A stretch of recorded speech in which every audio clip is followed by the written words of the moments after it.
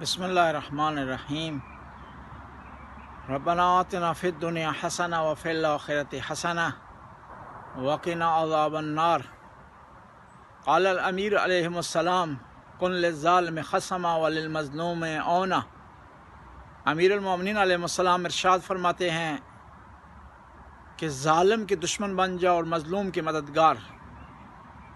امیر المومنین نے یہ جملہ، یہ حدیث عام ارشاد فرمائی ہے۔ ظالم کسی فرقے سے اس کا تعلق ہو،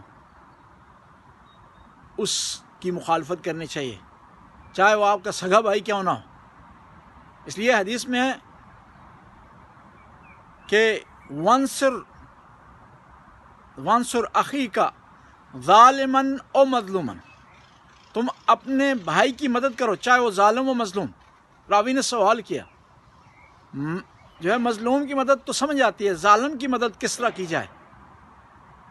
معصوم نے جواب دیا، ظالم کی مدد یہ ہے اس کے ظلم سے اسے روکا جائے۔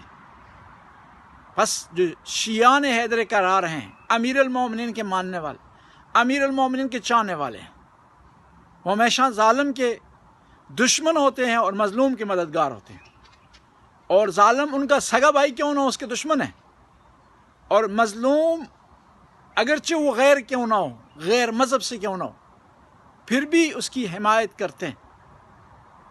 امیر المومنین علیہ السلام کو جب خبر ملی کہ ان کی حکومت میں ایک یہودی عورت پر ظلم ہوا، اس کے پاؤں سے پازیب نکال کر دشمن لے گیا ہے، اس نے دشمن نے تجاوز کیا، تو امیر المومنین نے ارشاد فرمایا اس کی رعیت میں اگر کسی یہودی عورت پر ظلم ہو اور اس کا دفاع نہ کر سکے، اور اس غم سے اگر وہ مر جائے اور دنیا سے چلا جائے، تو کوئی بھی اسے ملامت نہیں کرے گا۔